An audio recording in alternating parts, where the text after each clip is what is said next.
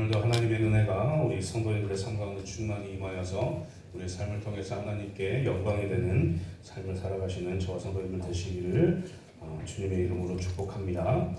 오늘은 너희는 이렇게 살아가라 라는 제목으로 말씀 나누도록 하겠습니다.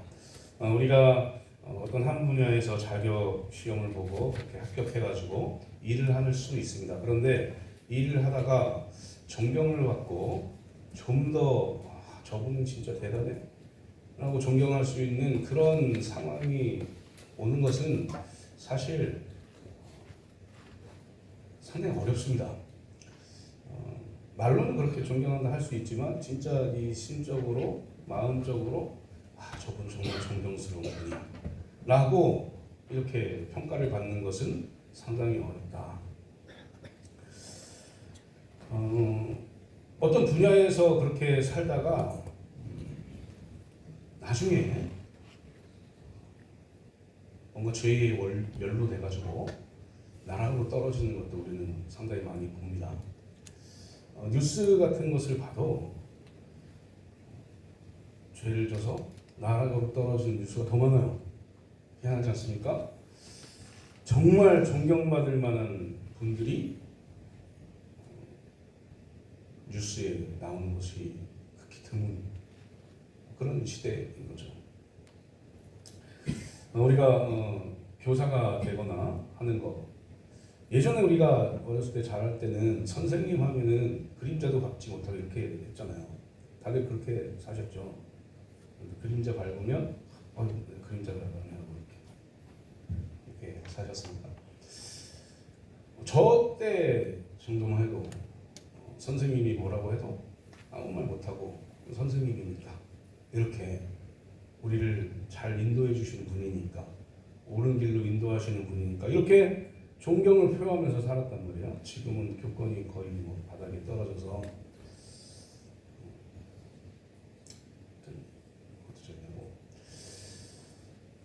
그런데 그렇게 교사로서 일하는 거는 시험 보고 자격을 취득하고 일할 수 있어요. 물론 어렵습니다. 교사가 되는 게 지금 제가 이렇게 말로 하는 것처럼 쉽지 않아요.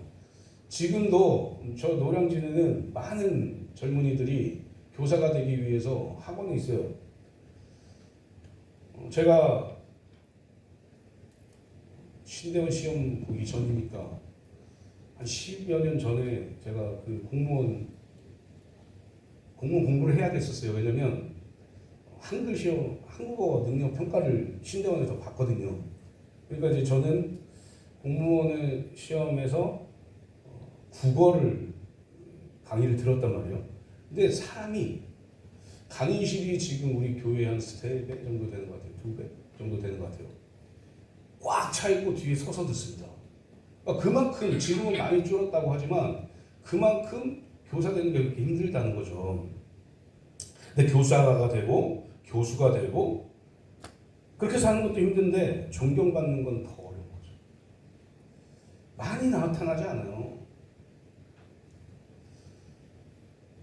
이 존경받는 행동, 이게 존경받는 행동을 하기 위해서 이렇게 하는 것도 힘든데 이 인품이나 성품이 그냥 봐도 저분 정말 존경스럽다 이렇게 느껴질 만한 것은 더 힘들다는 얘기입니다. 하지만 우리가 더 중요하게 생각해야 될 것은 어떻게든 우리는 좋은 삶을 살아야 되겠다라는 거예요. 제가 하고 싶은 얘기는 이겁니다. 존경받는 삶이 전체에게 존경받는 삶이 아니더라도 우리는 좋은 삶, 존경받을 만한 삶을 살아내야 되겠다라는 거예요. 사도 바울은 오늘 본문 고린도후서 6장 3절에서 뭐라고 이야기하냐면 우리가 이 직분이 비방을 받지 않게 하려고 무엇에든지 아무에게도 거리끼지 아니하고라고 말하고 있어요.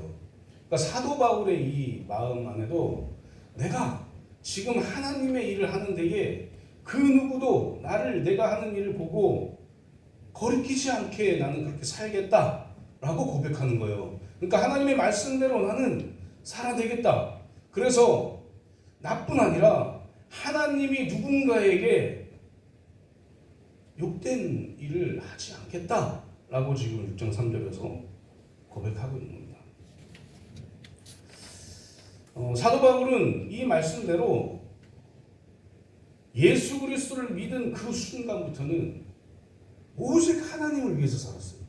오직 하나님의 뜻을 이루기 위해서 살았어요. 우리도 그렇게 살기를 원합니다. 나는 하늘 일이 있는데요. 하나님. 목사님, 저는 따로 직장도 다녀야 되고 할 일이 있는데요. 사도 바울도 그 직장이 있었어요. 텐트 만들었어요.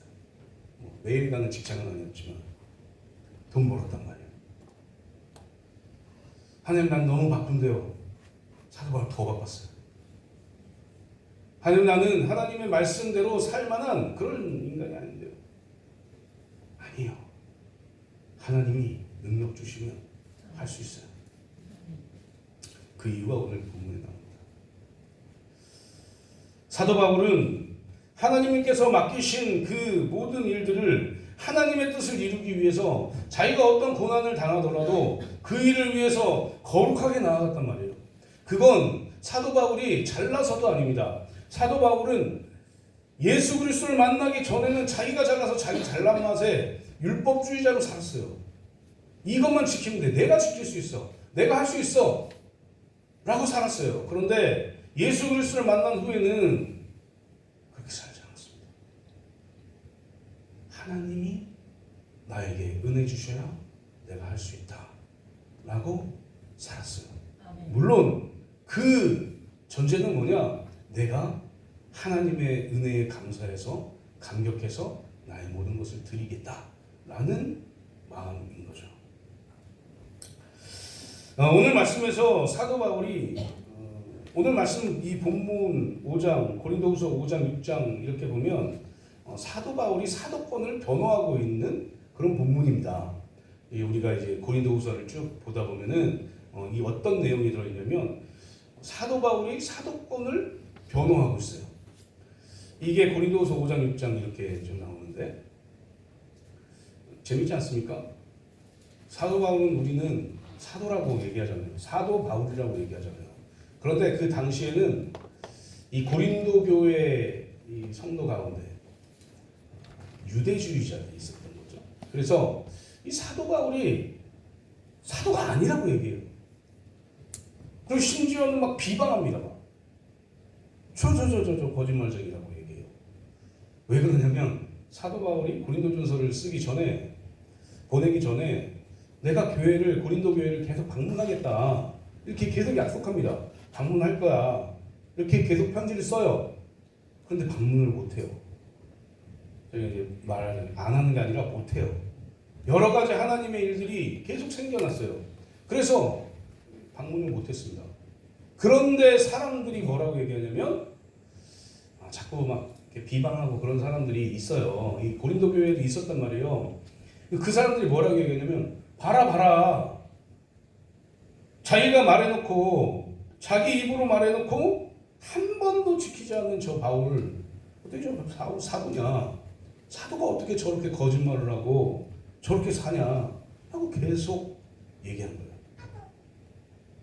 이게 첫 불씨가 됩니다. 사도 바울을 사도로 인정하지 않은 첫 불씨가 돼요. 그래서 계속해서 사도 바울을 비방하고 사도 바울 저건 사도도 아니고 어떻게 저렇게 거짓말만 하고 사느냐 이렇게 계속 얘기해요. 사람이 좋은 말만 계속 들으면 좋은 말을 계속 들으면 어때요? 그 사람에 대해서 좋게 생각되잖아요. 그런데 나쁜 말을 계속 들으면 어때요? 저 사람이 좋은 일을 해도 나쁜 사람처럼 생각돼요. 한번 실험을 한번 해보세요. 실험 한번 해보세요. 저에 대해서 계속 나쁜 말을 계속 한번 해보세요. 계속 나쁜 말을 하고 계속 그렇게 한번 하면 내가 막 좋은 일을 하고 이렇게 해도 두 얼굴을 가진 저 사람은 이렇게 될 거란 말이에요. 그러니까 그렇게 안 되기 위해서 나쁜 말 하지 말고 좋은 말 하기 싫으면 좋은 말도 하지 마시고 그냥 지켜보는 거죠. 사도 바울을 음해하려고 했던 사람들이 그런 사람들이 많았고 이 당시. 그래서 사도 바울은 고린도후서 5장 본문 이전에 속하는 적지 않은 분량의 편지에서 자기의 사도권을 변호하는 말을 계속했습니다. 이 사도 바울이 사도라고 얘기하는 그 근거가 뭐냐면 다메섹에서의 사건이에요. 사도 바울은 예수 그리스도를 믿는 그리스도교들을 닥치는 대로 잡아서 막 핍박하고 돌로 막 쳐가지고 죽이고 그래요. 스데반이 죽을 때, 스데반 집사가 죽을 때도 이렇게 지켜봤던 사람이 얼마나 건방지게 서 있었을까요? 상상해 보셨습니까? 막 돌 던지고 스데반한테 돌 던지고 그래, 잘했어 뭐 이러면서 막 공문 가지고 막 가서 막 예수 그리스도를 믿는 그리스도교들 다 잡아다가 다 핍박하고 옥에 가두고 그랬던 핍박자 비방자 괴수 중에 괴수가 이 제가 얘기한 게 아니라 자기 스스로 이렇게 표현해요. 괴수 중에 괴수가 바로 사도 바울이었어요. 그런데 이 사도 바울이 사도행전 9장에 나와 있는 다메섹에서 핍박을 예수 그리스도를 믿는 그리스도인들 핍박을 하다가 어떤 빛을 딱 받고 쓰러졌어요. 그리고 소리를 하나 듣죠. 그게 뭐냐면 이때는 사울이었어요. 사울아 사울아 내가 어찌하여 나를 박해하느냐 이런 예수 그리스도의 음성을 듣습니다. 그리고 이 빛에 의해서 눈이 멀어요. 그래서 사람들의 부축을 받아가지고 사흘 동안 이제 직가라는 곳에서 다메섹 직가라는 곳에 있어요. 왜 눈이 멀어서 이렇게 있으니까 아무것도 할 수도 없고 아무것도 볼 수도 없었어요. 근데 예수님께서 아나니아라는 사람에게 목사예요. 아나니아라는 사람에게 가서 직가라는 곳에 가서 거기에 사울이 있을 거니까 가서 안수해라. 그래서 다시 보게 해줘라. 이렇게 얘기합니다. 그런데 이 아나니아는 소문을 들었어요. 이 사울이라는 사람, 이 사람은 율법주의자여서 그리스도교들을 잡아서 옥에 가두고 핍박하는 사람이다. 이런 소문을 들었어요. 그래서 내가 어떻게 그런 사람에게 안수합니까? 무섭기도 하고 나는 못하겠어요. 라고 얘기합니다. 그때 주님께서 사도행전 9장 15절 16절에서 뭐라고 말씀하시냐면 가라 이 사람은 내 이름을 이방인과 임금들과 이스라엘 자손에게 전하기 위하여 택한 나의 그릇이라. 그가 내 이름을 위하여 얼마나 고난을 받아야 할 것을 내가 그에게 보이리라. 그러니까 가서 안수해서 빨리 눈뜨게 해. 그래야 내가 그 사울을 사용할 수 있어. 라고 아나니아에게 이야기합니다. 그래서 가서 안수하고 눈이 다시 떠지는 거죠. 우리 아라비아에 가서 3년 동안 주님과 함께 지내는. 주님에게 직접 들은 사람, 주님과 함께 동행했던 사람들을 사도라고 얘기합니다. 그래서 12사도들도 주님과 3년 동안 동행했잖아요. 그 사도라 부르는 거예요. 이 사도 바울도 예수님께 직접 음성을 듣고 아나니아에게 안수받고 눈을 뜨고 아라비아에서 예수님과 함께 예수님께 직접 그 말씀들을 알게 된 사람이에요. 그러니까 사도라고 이야기하는 겁니다. 그런데 유대인들은 그렇게 생각하지 않겠죠. 당연히 예수님과 다녔던 12명만 제자라고 생각하겠죠. 사도라고 생각하겠죠. 그래서 더 믿지 못했던 거예요. 그래서 사도 바울이 계속해서 사도권에 대해서 변호를 한 겁니다. 이 사도 바울이 쓴 13권의 그 편지, 이 편지에 보면 다 사도권을 변호해요. 그러니까 얼마나 그 당시에 이 사도 바울이 사도냐 아니냐 이런 거에 대해서 얼마나 많은 말들이 있었는지를 알 수 있는 거죠. 고린도후서 1장 1절 말씀 보면 뭐라고 되어 있냐면 하나님의 뜻으로 말미암아 그리스도 예수의 사도된 바울 그렇게 얘기합니다. 다른 서신들 보면 이렇게 써있지 않아요. 다른 사람들이 쓴 서신을 보면 이렇게 써있지 않다고요. 그런데 사도 바울은 꼭 사도된 바울 이런 식으로 얘기한단 말이에요.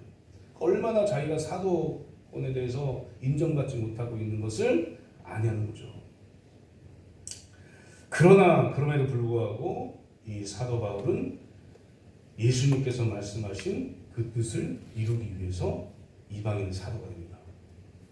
그리고 자기의 고난과 환난과 자기가 당하는 고난과 환난과 핍박과 이런 것들 아랑곳하지 않고 하나님께서 주신 은혜를 그대로 전하는 사도가 되어 예전에 그 율법주의자들로 그리스도교인들을 다 핍박했던 그 사울이 이제 바울 되어서 예수 그리스도의 그 복음을 전하는 자로 변화되는 거죠.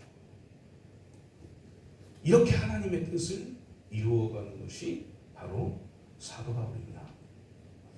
존경받지 못해도, 모든 사람에게 존경받지 못해도 하나님께서 하라고 하신 모든 일들을 행했던 사도 바울. 신학생 중에서 혹은 목회자 중에서 이 사도 바울에 대해서 연구해 보지 않은 사람들은 거의 없을 거예요. 책들도 많이 나와 있습니다. 그래서 많이 봐요. 상당히 많은 사람들, 거의 대부분일 거라고 저는 생각하는데 사도 바울을 존경해요. 사도 바울을 사랑해요. 사랑하는 성도님들, 오늘 본문 말씀을 통해서 우리가 이렇게 핍박받았던 이 사도 바울이 어떻게 살아갔는지를 바라보면서 우리는 어떻게 살아야 되는지 또한 살펴보는 그래서 하나님의 은혜 가운데 살아가는 저 성도님 되시기를 주님의 이름으로 축복합니다. 사도권에 관련해서 위협과 도전을 받았던 이 사도 바울은 자신의 사도권을 항상 변증했어요. 이것도 상당히 에너지가 들어가는 부분인데 이단에 대해서 변증하거나 뭐 하나님과 또 이 우상에 대해서 이렇게 변증하거나 이렇게 하시는 이런 것에 에너지를 쓰고 복음을 전하는데 에너지를 더 써야 되는데 매번 자기가 사도인지 아닌지 이것에 대해서 변증하고 있었단 말이에요. 그러니까 그런 좀 에너지를 조금 썼었던 그런 사람이었어요. 근데 본문은 이 사도권을 변증하는 이 사도 바울의 이 변증을 통해서 우리가 사도 바울의 삶을 좀 본받는 그런 삶을 살자라고 하는 그런 취지로 이렇게 말씀을 좀 나누려고 해요. 그렇다면 그리스도인들은 어떻게 살아가야 될까? 첫 번째로 하나님과 화목하게 살아가야 된다라는 겁니다. 하나님과 화목해야 된다. 우리가 살펴본 대로 사울은 하나님과 불화했던 사람이에요. 언제까지요? 예수 그리스도를 믿기 전 율법주의자였을 때까지는 하나님과 불화했던 사람입니다. 하나님과 불화했던 사람이 율법과 이런 자기 만족으로 열정에 불타 있었어요. 그래서 자기가 내가 이 그리스도교들을 다 물리치리라 하면서 그렇게 살았던 사람이에요. 그게 마치 하나님의 뜻인 양 그렇게 살았단 말이에요. 하나님이 말씀하시는 그 율법과 할례 이걸 너무나 중요하게 생각했기 때문에 그것을 부정하고 있고 그것을 율법을 완성해서 나온 것이 하나님을 사랑하고 이웃을 사랑하는 거다라고 얘기한 예수 그리스도 그 그리스도께서 말씀하신 것을 믿고 그리스도인이 되는 이 그리스도교들을 보고 있을 수가 없는 거예요. 하나님의 율법이 중요하고 하나님께 할례 받는 것이 선택된 사람들의 어떤 표징인데 그걸 거부하고 있는 저들 내가 가만히 놔두지 않겠다 하고 지금 이렇게 사는 거예요. 그러면서 그게 하나님의 뜻이 아님에도 불구하고 어떻게든 복문 받아가지고 그 사람들 핍박하는 것에 자기의 열정을 다했어요. 옆에서 보면은 야, 대단합니다 막 이렇게 할 수 있겠지만 하나님의 눈으로 봤을 때는 이 사울은 예수 그리스도를 믿기 전에는 정말 괴수였어요. 하나님의 뜻에 반대되는 삶을 살았어요. 이게 다 왜 그러냐? 하나님과 화목하지 못했기 때문에 그렇습니다. 이 사도 바울의 이 무지가 많은 그리스도인들을 죽게 만들었는데, 이제 이 사도 바울이 변화되어 가지고 복음을 믿기 시작한 이후에 삶을 정확하게 말하는 것이 뭐냐면 오늘 5장 17절 말씀입니다. 그런즉 누구든지 그리스도 예수 안에 있으면 새로운 피조물이라. 이전 것은 지나갔으니 보라 새것이 되었다. 아멘. 이 사울은 이야기하는 거예요. 나 괴수였고 핍박자였고 박해자였고 어떻게든 그리스도인들 죽이려고 했던 사람이다. 그러나 예수 그리스도를 믿은 후에 구원받고 새로운 피조물이 된 후에는 내가 그 모든 것들을 죄로 여기고 다시 새롭게 되었다. 이전 것은 지나갔고 나는 새로운 피조물이 되었다. 그러니 제발 예전에 내가 했던 일들 그것 가지고 왈가왈부하지 말아라 라고 지금 변증하고 있는 거예요. 그런데 성도님들, 우리가 생각해야 될 것은 무엇이냐면 우리도 마찬가지로 예수 그리스도 믿기 전에는 비방자고 박해자고 핍박자였고 괴수였다는 사실. 하나님과 화목하지 못하면 죄 가운데 빠져 있는 거예요. 아담과 하와가 왜 선악과를 따먹은 그 시점에 왜 선악과를 따먹게 되었을까?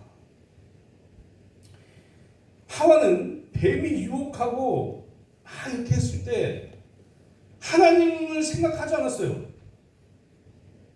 그 순간에 하나님을 잊어버렸습니다. 그 전에는 하나님과 화목하게 하나님이 부르면 대답하고 하나님이 주시면 네 하고 하나님이 이렇게 해라 그러면 네 알겠습니다 하고 했어요. 그런데 이 뱀이 유혹한 그 시간에 하와는 하나님을 잊어버렸어요. 자기를 생각했어요. 아 그래? 뱀의 얘기를 들으니까 보암직도 하고 먹음직도 했어요. 하나님을 잃어버린 삶. 그래서 하나님의 말씀에 불순종해서 죄 가운데 들어갑니다. 이게 하나님과 화목하지 못한 결과예요.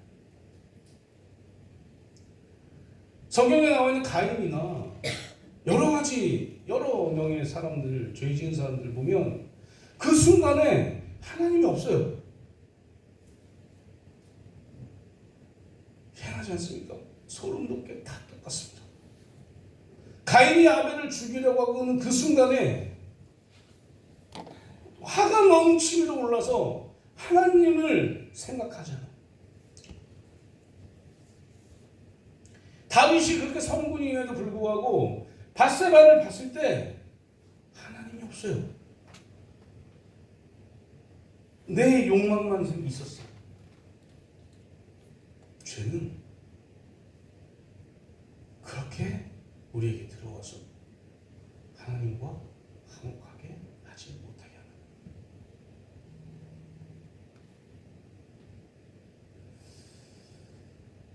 이렇게 변증하면서 사도 바울이 이야기하는 것이 무엇이었냐면 18절 말씀에 모든 것이 하나님께로서 났다 이렇게 얘기합니다. 모든 것이 하나님께로서 났다. 이 모든 것이 이 우주의 삼라만상 모든 이런 게 아니라 이 모든 것은 뭐냐면 예수 그리스도를 믿고 새로운 피조물 된 그것, 구원받은 사람, 내가 지금 그런 처지에 있다. 이게 다 모든 것이에요. 무슨 얘기인지 아시겠죠? 불행하고 어리석은 삶을 살았던 자신이 완전히 변화되어서 새로운 피조물이 되었다. 이게 모든 것이라고 얘기하는 거예요. 그래서 모든 것이 하나님께로서 났다라는 얘기는 뭐냐면 이 구원이 하나님께서 주신 것이다 라는 말이죠.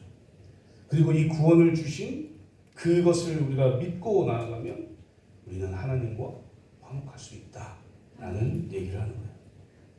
18절에 화목하게 하는 직분, 19절에 화목하게 하는 말씀, 이것을 주셨다라고 얘기합니다. 그래서 이것은 하나님과 화목해야 된다. 이것은 무엇이냐면 어떤 의미를 가지고 있냐면 예수 그리스도를 믿는 그리스도인들은 모두 화목해야 된다는 얘기입니다. 누구와요? 하나님과요.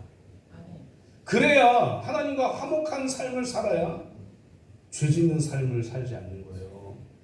잘 생각하셔야 돼요. 우리가 죄를 짓잖아요. 그 순간에 한번 우리가 죄를 짓는 그 순간에 한번 보세요. 될지 안 될지는 잘 모르겠으나 그 순간에 내가 하나님과 화목하고 있나? 생각해 보세요. 될지 안 될지는 전 잘 모르겠어요. 안 될 가능성이 크지만 혹은 뒤돌아서 내가 죄 지은 그 순간에 나에게 하나님이 있었나? 생각해 보십시오. 하나님과 화목하면 절대로 죄 짓는 곳에 가지 않습니다. 왜 그런지 아십니까? 하나님이 거룩하신 분이기 때문에 그래요. 하나님이 거룩하신 분이어서 하나님의 형상을 닮은 우리도 거룩하라고 말씀하신 그 말씀을 우리에게 은혜로 계속 주시기 때문에 그렇다는 겁니다. 사랑하는 성도님들, 하나님과 화목하십시오. 아멘. 너희는 하나님과 화목하라. 이 선언은 괴수였던 이 사도 바울이 예수 그리스도를 믿는 그리스도인들에게 했던 선언이에요. 20절에 너희는 하나님과 화목하라 이 말씀에서 화목하라 이 원래의 표현은 화목하게 되어라예요. 그러니까 수동태죠. 화목하게 되어라. 능동태로 내가 화목할 수 있어서 화목한 게 아니라 화목하게 되어라 이 얘기예요. 이게 뭐냐? 이 화목도 하나님의 은혜로 주어진다는 얘기죠. 하나님과 화목할 수 있는 방법이 한 가지인데요. 그게 무엇이냐? 예수 그리스도를 믿는 거예요. 그래서 예수 그리스도를 통해서 예수 그리스도의 중보를 통해서 하나님과 화목할 수 있는 거예요. 다른 거는 하나도 없습니다. 다른 방법이 없어요. 우리가 하나님과 화목되어야 되는데 방법이 없어요. 방법이. 뭔가 내가 돈을 주고 화목을 살 수 있으면 살 텐데 어떤 빚을 지서라도 살 텐데 그런 방법으로 하나님과 화목할 수 있는 게 아니에요. 오직 예수 그리스도를 믿을 때 하나님과 화목을 이룰 수 있다. 그래서 화목되어라, 화목하게 되어라 이 얘기는 뭐냐면 하나님께서 우리의 죄를 사해 주시기 위한 방법으로 예수 그리스도를 이 땅에 보내셨고 예수 그리스도의 십자가와 부활과 승천을 믿는 우리가 구원받아서 하나님과 화목하게 되는 건데 이 방법이 오직 예수 그리스도만으로만 이루어지는 겁니다. 그래서 구원받았다라고 하나님께서 우리에게 선언을 하십니다. 의롭게 되어서 구원받았다. 그러면 우리가 아멘 하면 돼요. 아멘. 너희들은 구원받았어. 그러면 아멘 하면 됩니다. 근데 너희들 구원받았어. 그러면 진짜예요. 제 얘기예요. 진짜예요. 어떡해요? 왜요? 왜 그분이 왜 나를? 성도님 중에서 혹시 그런 분들 계십니까? 그게 이율 배반 아닙니까? 왜 나를? 내가 뭔데요? 그분이 목숨을 다해서 하나님께서는 우리가 아무리 나는 구원 안 받을래요 해도 하나님이 선택하셨어요. 성령 하나님 통해서 믿게 하십니다. 아멘. 제가 제 말씀드려서 죄송하지만 그렇게 믿지 않으려고 막 했을 때 계속 저에게 계속 말씀하세요. 어떤 방법을 통해서건 말씀하세요. 그리고 결국에 하나님 알려주시는 거죠. 그래서 하나님과 화목하게 만들어주신다 라는 사실이에요. 찬송가 508장을 보면 우리가 지금은 나그네 되어도라는 찬송인데 후렴 보면 뭐라고 되어 있냐면 주에게 부탁하신 일 천사도 흠모하겠네. 화목해 하라신 구주의 말씀을 온 세상 널리 전하세요. 이렇게 돼 있어요. 아멘. 이게 찬송을 지은 시인의 어떤 믿음 아니겠습니까? 하나님과 화목하게 된 것, 이것을 믿는 것, 이것은 우리의 뜻이 아니에요. 하나님의 뜻입니다. 하나님은 우리가 하나님과 화목하게 되기를 원하세요. 아멘. 놀랍지 않습니까? 우리가 뭔데요? 우리가 어떤 존재인데요? 우리는 그냥 핍박자고 비방자고 박해자고 괴수 중에 괴수였던 사람들인데 하나님은 우리를 사랑하셔서 아멘. 내 옆에 있자. 나랑 같이 살자.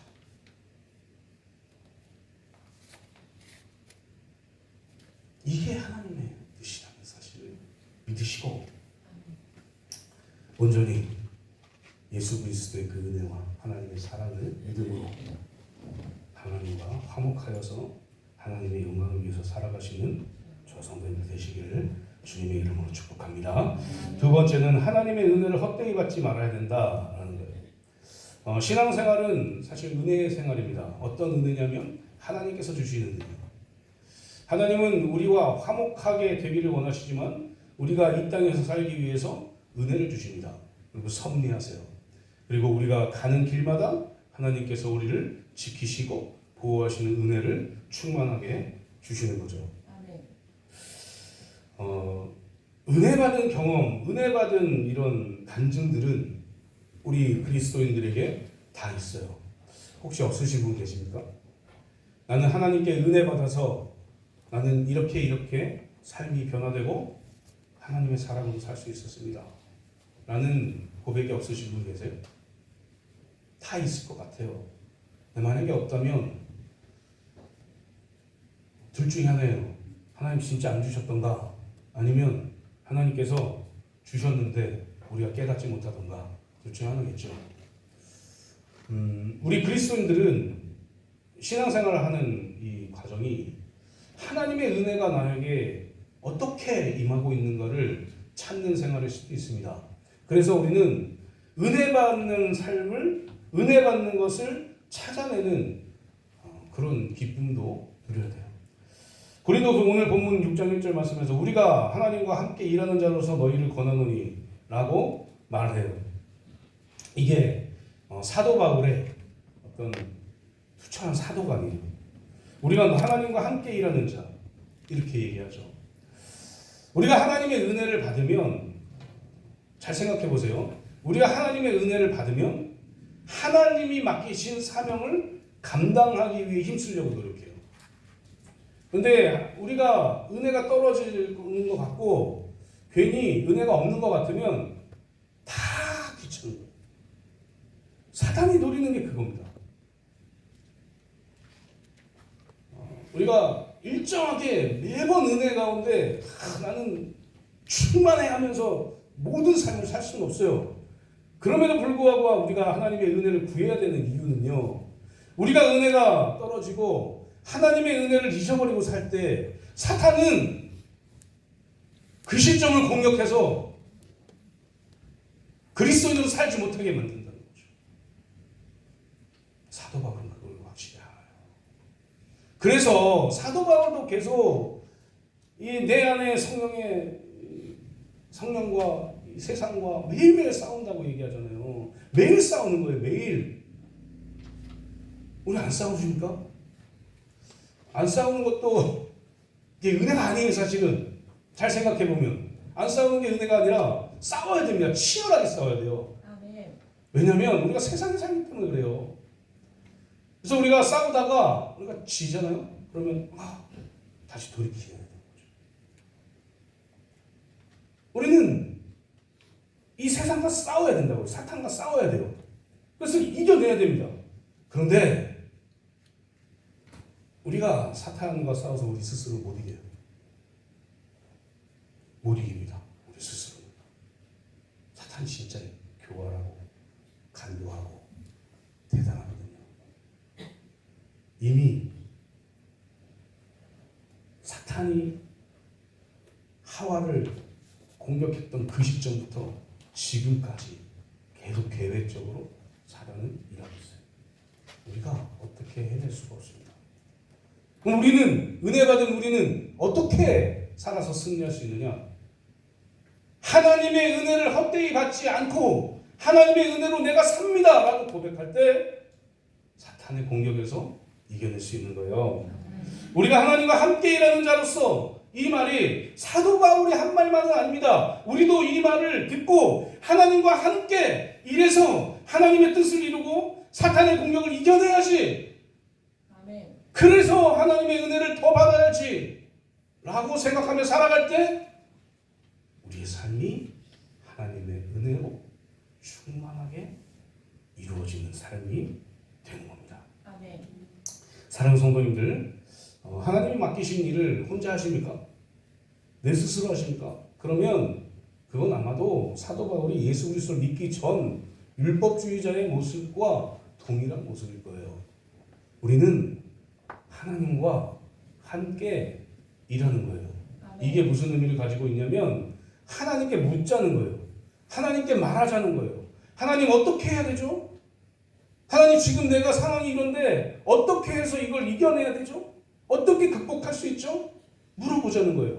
하나님 내가 잘 아니까요. 하나님 잠깐 쉬시고 내가 그냥 한번 해볼게요. 하지 마세요. 못해요.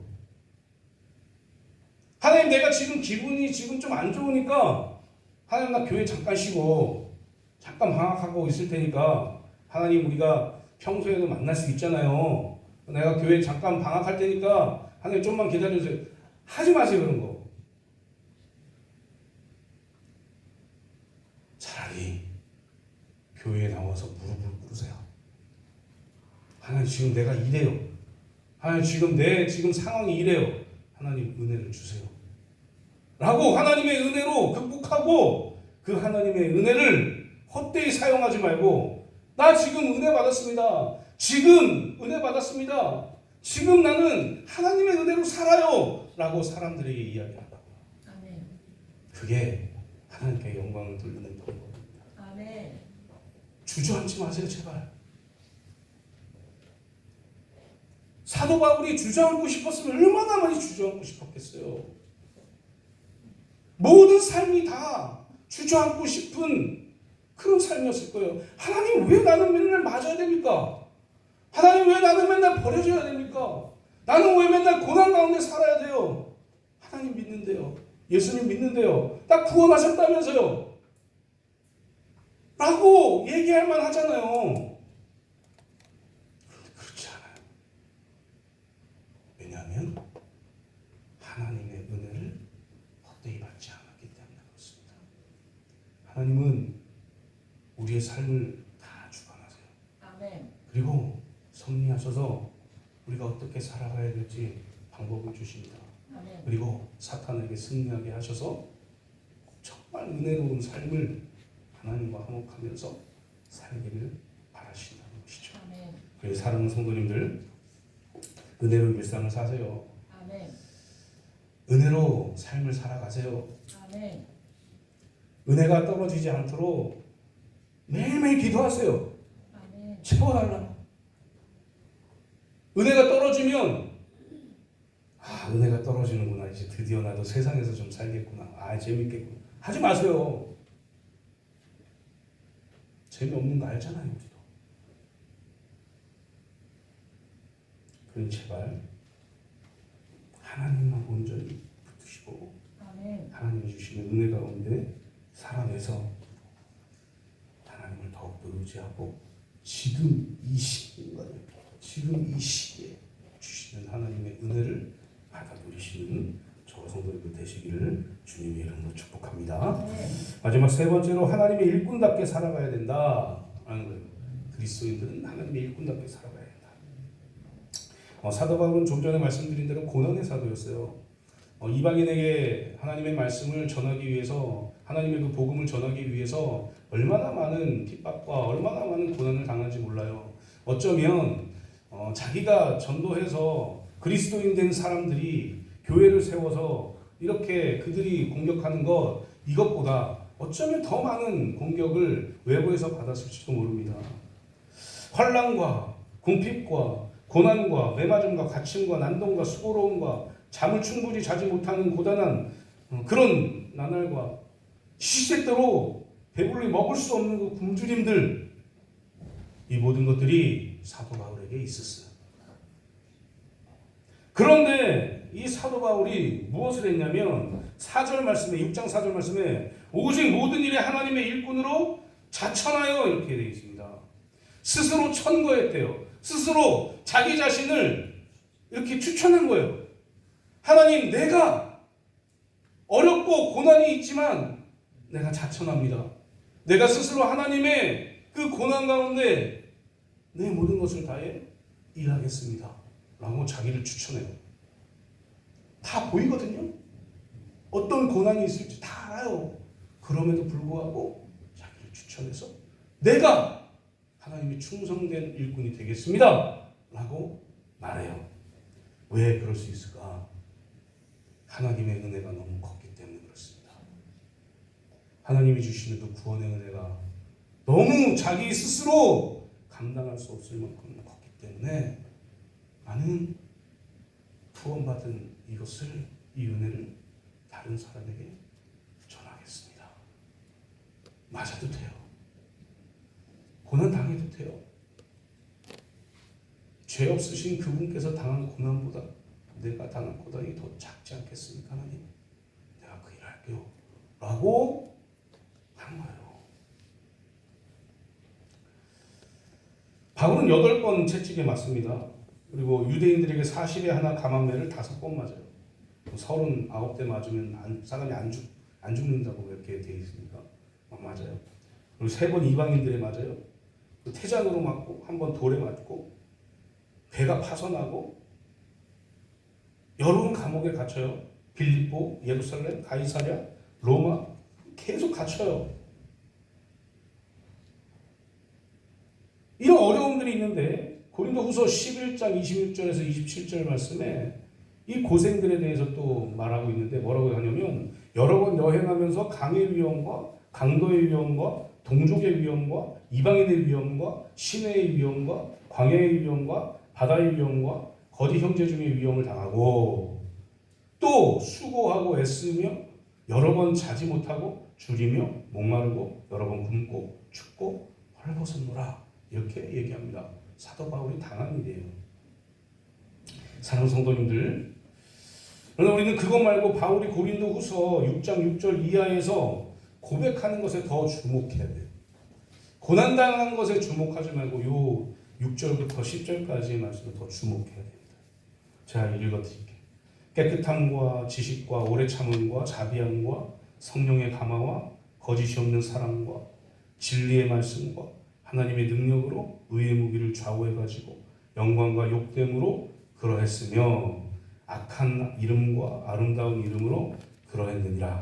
우리는 속이는 자 같으나 참되고 무명한 자 같으나 유명한 자요 죽은 자 같으나 보라 우리가 살아있고 징계를 받는 자 같으나 주임을 당하지 아니하고 근심하는 자 같으나 항상 기뻐하고 가난한 자 같으나 많은 사람을 부유하게 하고 아무것도 없는 자 같으나 모든 것을 가진 자로다 라고 말합니다.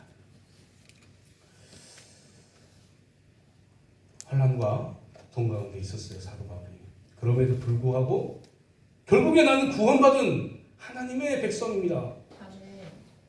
그래서 나는 하나님과 화목해서 어떤 고통이 와도 고난이 와도 나는 기뻐요 라고 고백하고 있는 거예요. 거예요. 나는 죽은 자 같으나 매 맞고 죽은 자 같으나 나는 영원히 살 자입니다. 아멘. 라고 고백하고 있는 거예요. 왜요? 하나님과 화목하게 된 자이기 때문에 그렇습니다. 그러니 우리에게 고난과 환난이 있어도 어렵고 뭔가 포기하고 싶고 내가 왜 예수 그리스도 믿어가지고 내가 왜 이렇게 살아야 돼? 라고 생각하는 그 순간이 올 때 하나님께서 나를 구원하신 그 구원의 은혜를 생각하세요. 아멘.